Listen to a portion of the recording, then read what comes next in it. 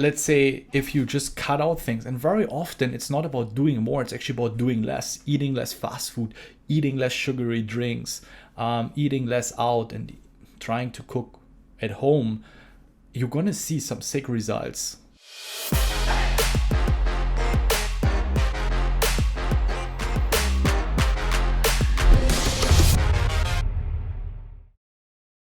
What is up, everyone? Welcome back to the channel. And it was requested many times that I talk a little bit about my experience with fasting and my diet in general, especially as a poker player and as someone who's very busy with his business. So in this video, I want to share some of my experiences I made with fasting and what is my regular diet that I'm usually following.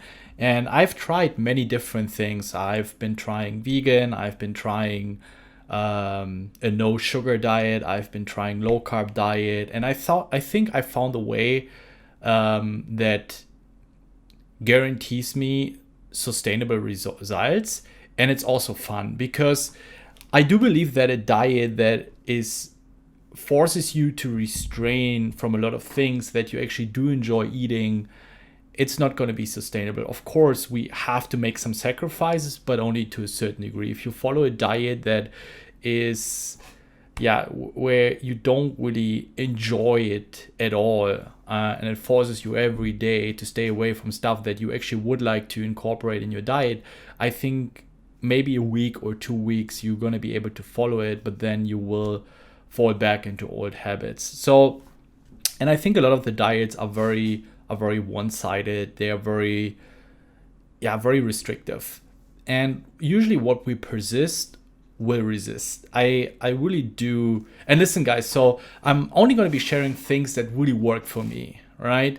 And a lot of this stuff you can Google, or you can check out YouTube videos. There are better channels that explain the scientific background behind all the diets, and all I can do is sharing what worked for me. It doesn't necessarily has to work for me, because I tried diets that they might work from a physical standpoint, and you might lose weight or you might feel better, but they are not working from a psychological standpoint. So for example, a vegan diet, for me, I actually do enjoy it, whereas for others, they might not enjoy it that much. I also do enjoy eating meat once in a while. And I think for nutrition, and I know it's a very, very difficult topic, and some people are very hardcore proponents for a low carb, for no sugar diets, or there are thousands of different diets. And I think you should always try to understand the benefits of each diet, and also try to understand the other side. What kind of triggers me is, let's say, when I talked about it on Instagram and someone messaged me, "Yo, Ben, why are you doing this? This doesn't work. Check out this. This is the ultimate diet." First of all, I don't really respond to those messages, because if you message someone, you want to give them advice, you want to first hear him out. What are his goals? What are his intentions? And my main intention is not become a super lean or ripped body. I'm not a fitness model. Like, for me, it's about feeling good, feeling clear, being energized. And usually when this is your goal, it also comes with that you're gonna consume foods that will also provide you with a good body, right? So you're not gonna be overweight or obese or any other side effects that, let's say, if you only eat fast food or drinks sodas with full of sugar. So for me, the main goal is mental clearance, laser focus, health. And I have to say, the last 3, 4, 5 years, I can't even remember the last time I was sick. Here and there, once a year, I have 2-3 days where I feel maybe we have a light version of a cold, but I can still work. I can't really remember the last time when I was in bed for 14 days, I had a flu or I had a very strong version of a cold.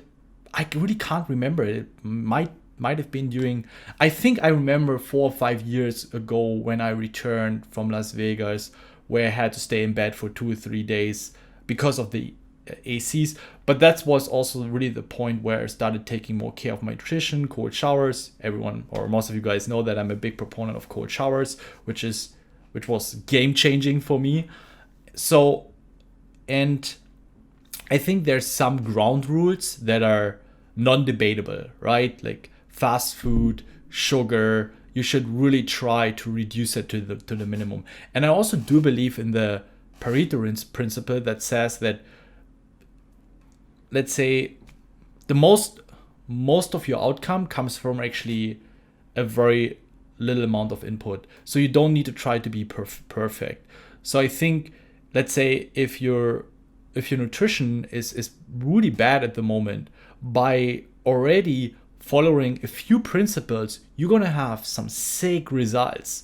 You don't need to become that Instagram super fitness model that goes on a hardcore diet. I think if you try to stay away from fast food, you cook at home, you try to make your meals at home. And listen, guys, the excuse of having no time, it doesn't count. There are countless very quick recipes online. I've done that myself. I was working with a Freeletics app where they shared some very, very easy and very delicious meals, very healthy, according to what you need or based on what you need.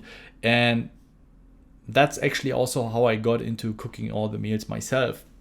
So let's say if you just cut out things, and very often it's not about doing more, it's actually about doing less, eating less fast food, eating less sugary drinks, eating less out, and trying to cook at home, you're going to see some sick results. I think this is going to provide you, like, let's say this 10% of input of doing less is going to provide you 40, 50, 60% of the results.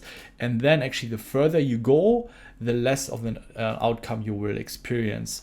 And so I encourage you, take that first step, try to cut out what is, so to speak, causing you a lot of fatigueness or fatigue. I don't even know if fatigueness is a word.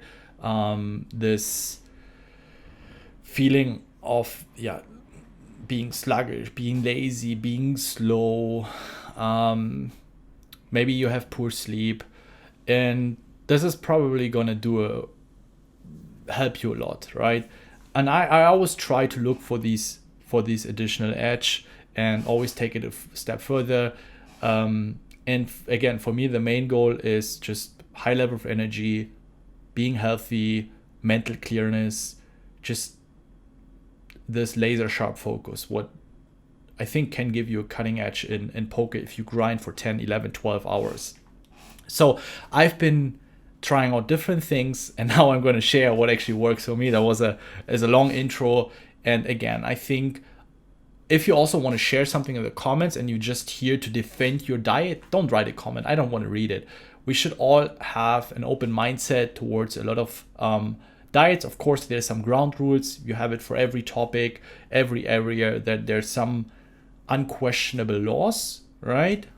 Sugar and fast food and a couple of other things. But then when it comes to more profound goals that you personally have, it really depends on what you want, right? So if someone wants to build muscle and he wants to become lean, he probably should not follow my advice, right? And again, this is not a fitness channel.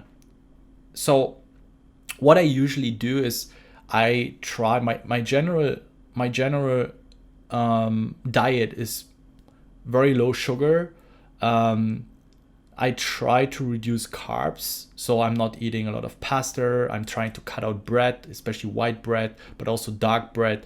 If I eat bread, it's protein bread with no gluten or very, very low in gluten.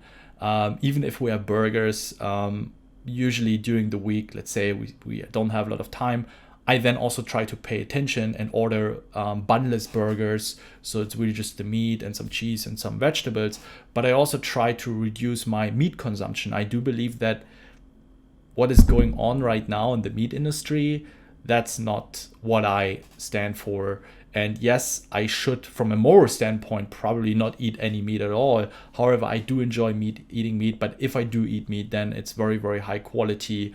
I think there's also no black and white, so you don't need to go hardcore vegan. And I think a lot of the vegans have a very, very wrong approach in trying to impose their beliefs onto others. On the other side, the ones that enjoy eating meat and they get annoyed by all the vegans and trying to impose their beliefs, I can also understand them. It's very tiring.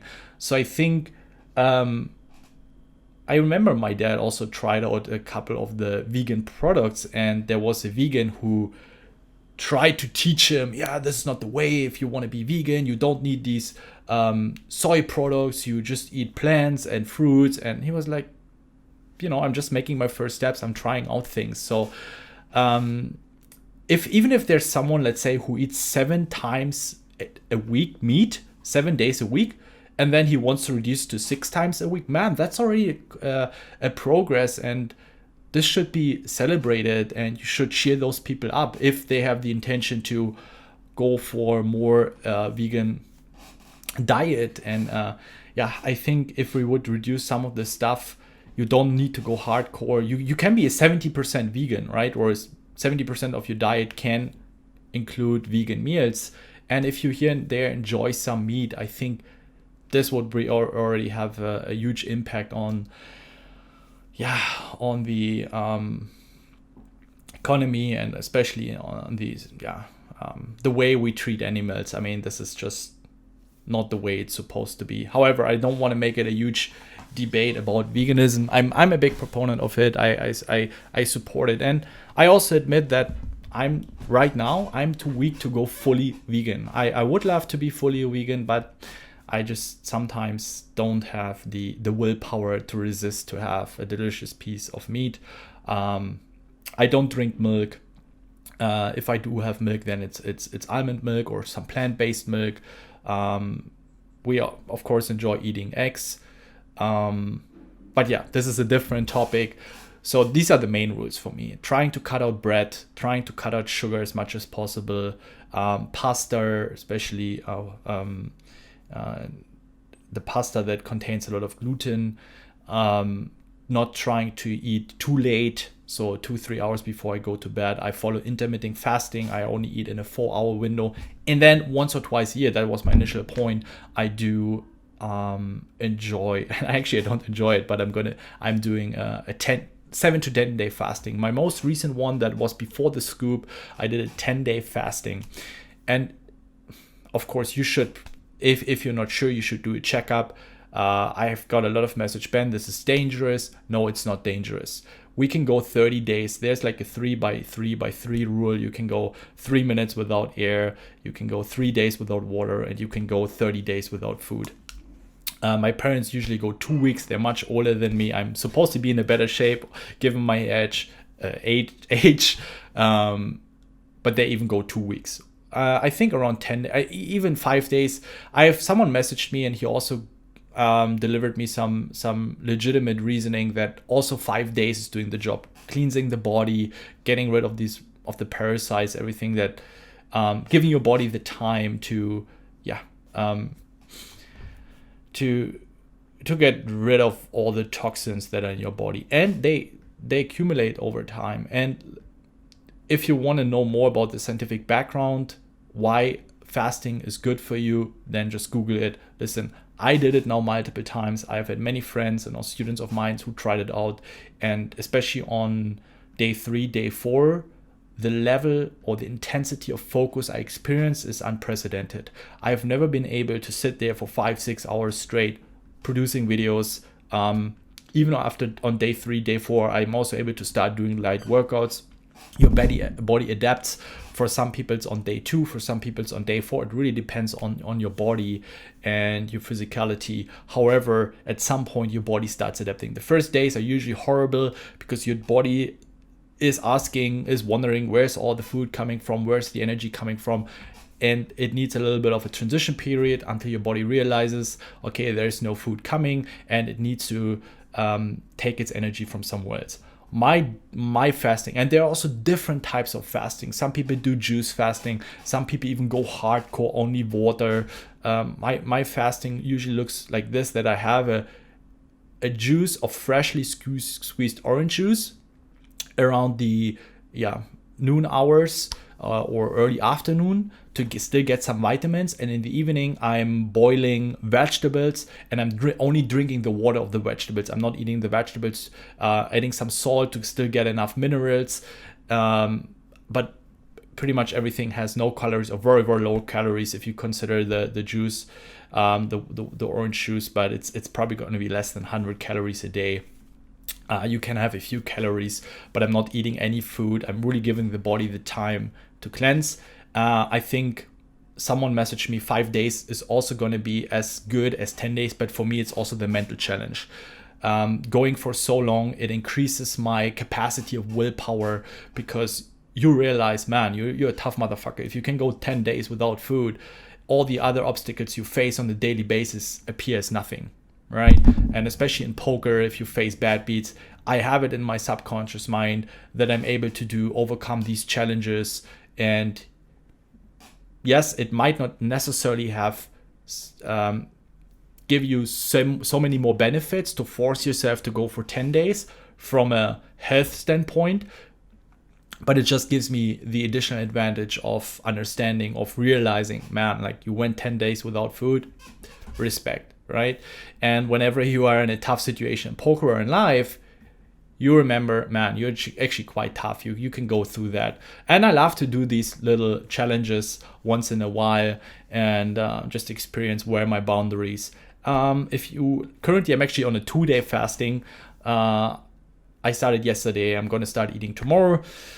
Now during Scoop and Power Fest or Poker Masters and WPT and all the series was going on, my diet is always a little slacking because you have just such a complete different routine. So these 2-3 days of fasting resets my body. And listen, I don't have any benefits from it sharing that with you. I understand there are some people that gonna be very restrictive towards it, since it's something that you don't need to spend any money on that. In fact, you're gonna save a lot of money because you're not eating. And after 4 days, actually, then the longer you go, the easier it is, because again, your body starts adapting. What really helps is if you have a regular job, you should do it during your vacation, or if you work at home, stay at home. The hardest part is if you go out, you see the restaurants, or you get a connection to food, you smell it, you see it. That's actually where it gets hard. But if you're at home, I usually make me always a bottle. It looks a bit weird, I know. I make me a bottle of water, sparkling water with some lemon, with some apple vinegar that really fights the feeling of hunger. And it makes me replete, gives me the feeling that I'm not so hungry. And it's pretty much it. You can drink teas. As far as I know, coffee itself doesn't break the fasting itself. And yeah, I do it twice a year. It's not dangerous. Of course, if you're someone that wants to build muscle and you want to become strong, you should probably try to go for less days, because at some point it also starts taking it away. Not taking away, but your muscles are deteriorating or vanishing to a certain degree. But usually it takes all the fat. So if you also want to reduce the amount of fat you have, it's going to take the energy from your fat storage that you have piled up over the last couple of weeks and months. But again, it's not dangerous unless you have some sort of history with, I don't know, immune weaknesses. Then you should probably consult a doctor before doing it. But if you're in if you're good shape, it's not dangerous. I have actually Googled it, death cases from fasting. I haven't found one. So please, sometimes people just want to scare you because they're afraid, or also the industry. Nobody earns money from fasting. And now during my regular diet, as I said, I'm doing a 20-4 fasting. And what I've learned is that I'm the type of person, and I shared this already in a couple of other podcast episodes or YouTube videos, that there was one guy messaged me on Instagram that he said that, wow, you do a lot of working out, you really pay attention to your diet, and yet you are still looking as if you have a high percentage of body fat. No, actually he said you look fat. And I was like, yeah, you're right. You're right. Given the amount of effort I'm putting in, I'm working out 4 to 5 times a week. I have 2 times 60-minute session of boxing every week, and then I do 20 to 30-minute workouts 2-3 times at home or going for a run. I would consider that as a decent amount of working out every week. And then, of course, I pay attention to my diet. However, my problem was that I had breakfast, I had lunch, and I had dinner. I was stretching my food intake over, let's say, 10 hours to 12 hours a day, all right? And I was always really much paying attention on what I was eating. I was also not eating too much, not too many calories. However, I always struggled. And then, especially when I had a cheat day, I felt like I gained so much weight. I really struggled reducing, even though it was not my goal, but I was like, I got a little challenged after I got this message. And here and there also my friends told me that. And I was wondering, like, yes, actually I should be leaner. I should have less weight. And then I stumbled across a video of a professor, I can also share that link, who was explaining the benefits of fasting in certain body types. And he explained that basically every single time we take food, we spike insulin, or we produce insulin. And insulin is a hormone that blocks the fat burning process. And for certain body types, it's more, and for some it's less. I have friends, they can eat all day long and they're not gaining 1 single gram, and they do not even half of the amount of sports and working out that I'm doing. And I was already wondering, like, why do I struggle so much? And when I go on a vacation, I'm doing a little bit less of sport, and I'm, let's say, eating more the stuff that I enjoy eating, I'm gaining 3-4 kilos in no time. So, and then I tried it out that I was actually eating the same amount of foods. Of course, you eat a little bit less, but I would say almost the same amount of foods, just in a 4-hour window. Now it's usually between 8 and 10 or 9 and 11.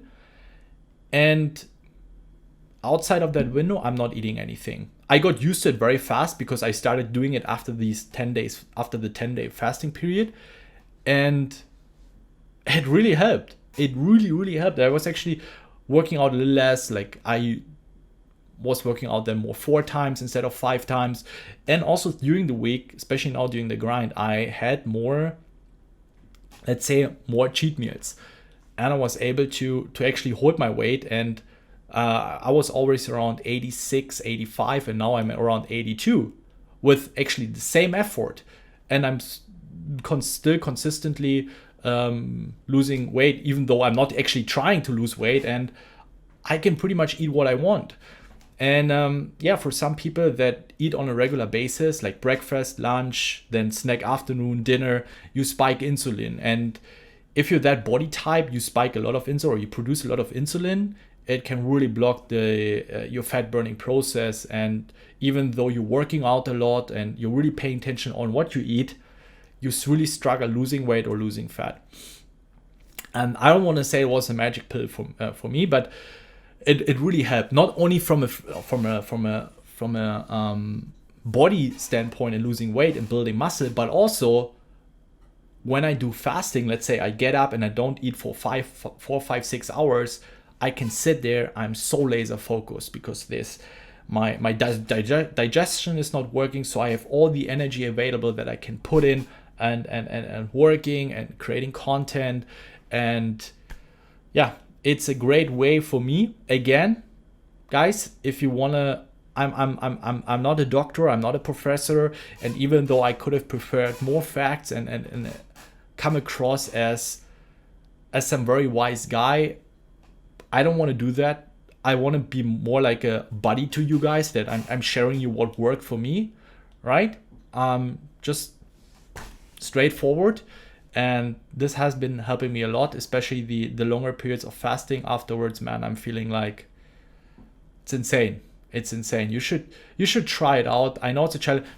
Start with 4 or 5 days. Important when you break the fasting. Don't run to McDonald's. Eat something light. Usually I start with an apple. So let's say I'm on day 10. In the afternoon I have an apple. In the evening I have a soup. I just boiled some vegetables. I drink the soup, but I also start eating the vegetables. Then the next day in the morning, a bit more fruits, maybe yogurt or some oat flakes. And then you can slowly get back to normal. I think that's something where you should pay attention to. Usually the longer you fast, the more you should pay attention to breaking the fasting. But it also depends on the kind of fasting.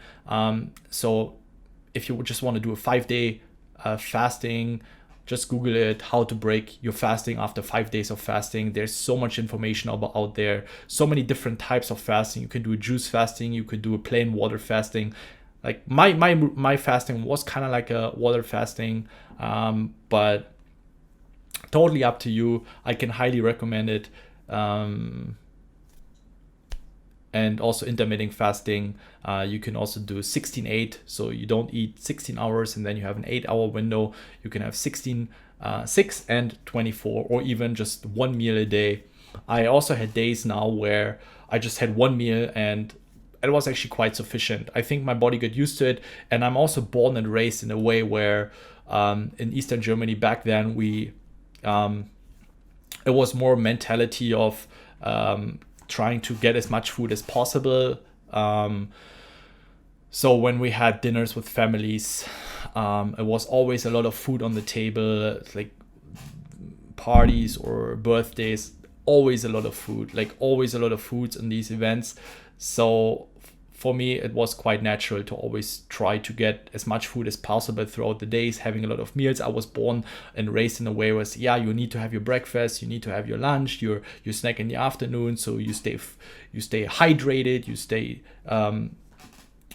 you're provided with all the energy and nutrition you need, which I think is a misbelief, but yeah. So I got used to it. I think I would have never considered that 1 or 2 meals a day are enough. They totally are. It's not that especially in the morning. I think the hardest challenge is in the evening. I have no problem getting up and not eating for 5 hours. I have my lemon juice or my lemon water. That's totally sufficient. And if you're eating a little earlier or a little later, it's all right. I set myself a very strict window because I know if I'm slacking, I'm still going to be within an 18-6 window, all right? But if I set myself an 18-6 window and I'm slacking, I might be in a 16-8 window. And then, of course, it gets worse. So I try to set myself a more challenging window. And then even if I'm slacking, I'm still going to be fine. So that's all I have to say about my diet. Again, this works for me, might not work for you. I don't know. I don't want to try to convince you. Maybe it helps. Maybe there's someone similar out there that struggles with what I was struggling with and is looking for some opportunities to improve the mental clearance, health, and level of energy. And also, it impacted my sleep a lot. When I was really strict about the fasting, intermittent fasting, I needed way less sleep to feel more energized. I usually need a lot of sleep, like 8-9 hours. And when I'm less than 8 hours, I usually felt quite tired. I could feel it. But then I had days where I slept 7 hours in a row and I felt great. So if you want to know more about it, just do your own research. I can just share how it impacted me. And I'm going to share some of the videos that inspired me and to take action.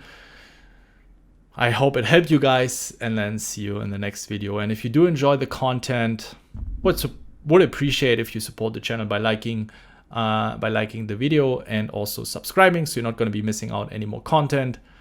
And then see you guys in the next video. Bye bye.